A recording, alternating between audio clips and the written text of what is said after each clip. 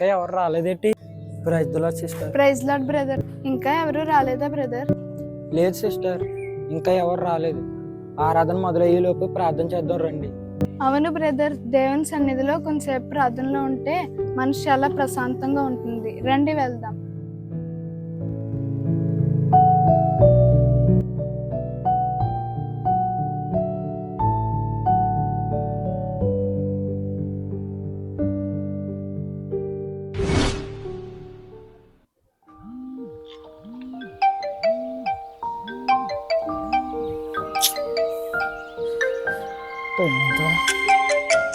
అప్పుడు టైం అవుతుందా?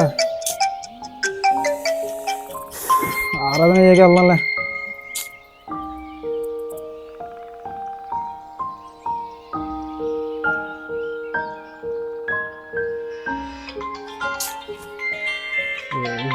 పొద్దున్నే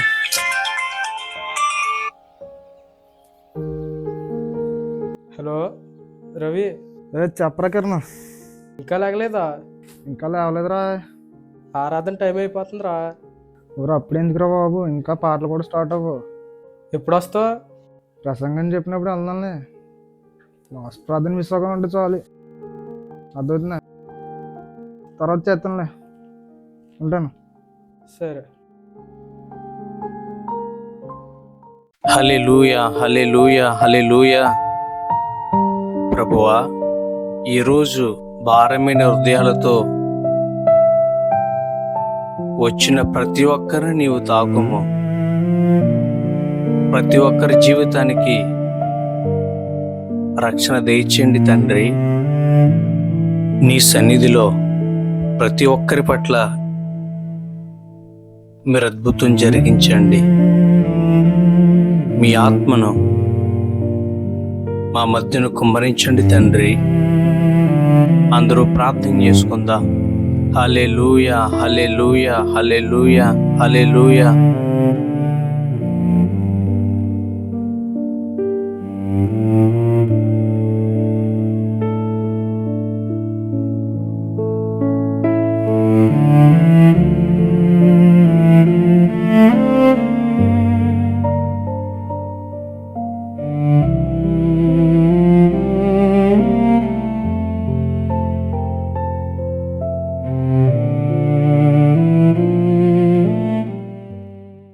ప్రార్థన జరుగుతున్నట్టుందిరా, వెనకాల కూర్చుంది ఎవరికి తెలియకుండా.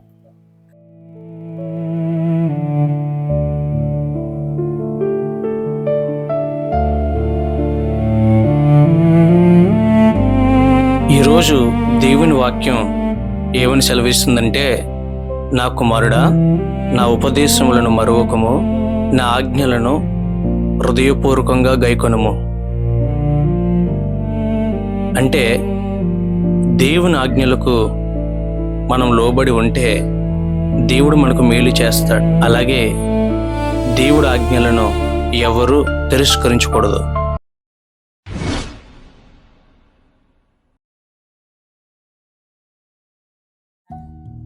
పాస్టర్ గారికి, పాస్టమ్ గారికి నా వందనాలు.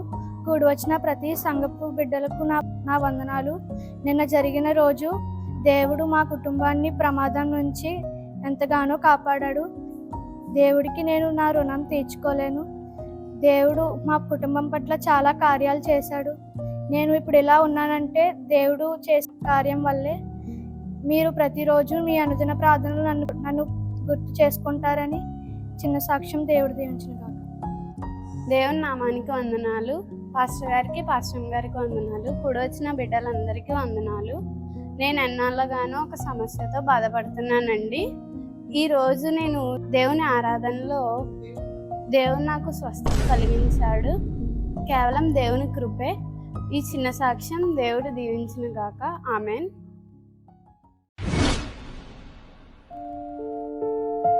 అందరూ దేవుడు మాట్లాడాడు అంటున్నారు, కానీ నాకు మాత్రం ఏమనిపించట్లేదు. ఎట్రా బాబు.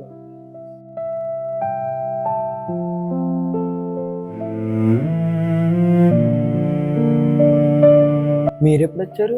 ప్రసంగం మొదలయ్యే ముందు వచ్చాను. అవునా?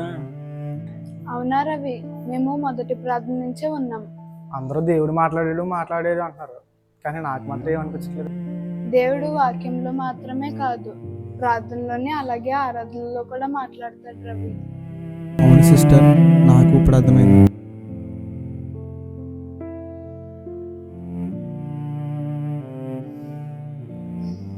అవును రవి, చర్చికి రావడం అంటే ప్రసంగం వినడం, ఆఖరి ప్రార్థనకు ఉండడం కాదు. దేవుని సన్నిధిని మొదటి నుండి అనుభవించాలి. నీలో ఆ మారు మనసు రావాలని నేను కోరుకుంటున్నాను.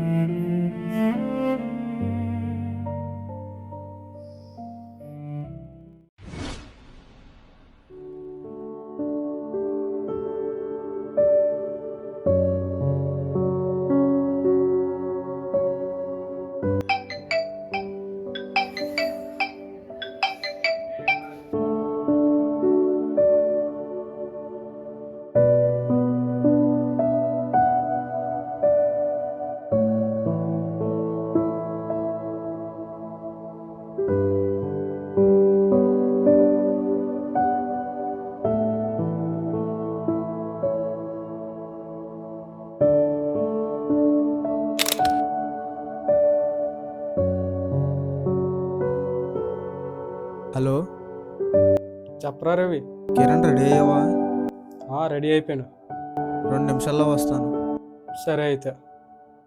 ఇప్పటి వరకు నేను వాక్యాన్ని మాత్రమే వినేవాడిని. స్తుతి, ఆరాధన, ప్రార్థన పరిచర్యలో పాల్గొనడం ద్వారా ఈరోజు దేవుని సన్నిధిని ఆ ఆనందాన్ని సంపూర్ణంగా అనుభవించాను. ఇకపై ఎప్పుడు ముందుగానే వస్తాను. క్రమం తప్పక విశ్రాంతి దినాన్ని పాటిస్తాను.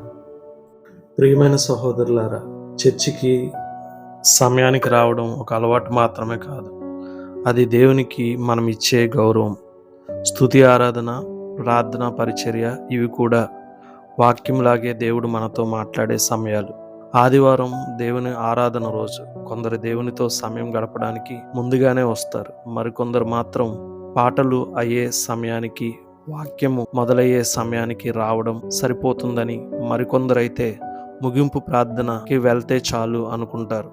అలా అభిప్రాయపడేవారి మార్పు కోసం మా ఈ చిన్న ప్రయత్నం. కాబట్టి దేవుని సన్నిధిని ఎప్పుడూ కోల్పోవద్దు. ఆమెన్.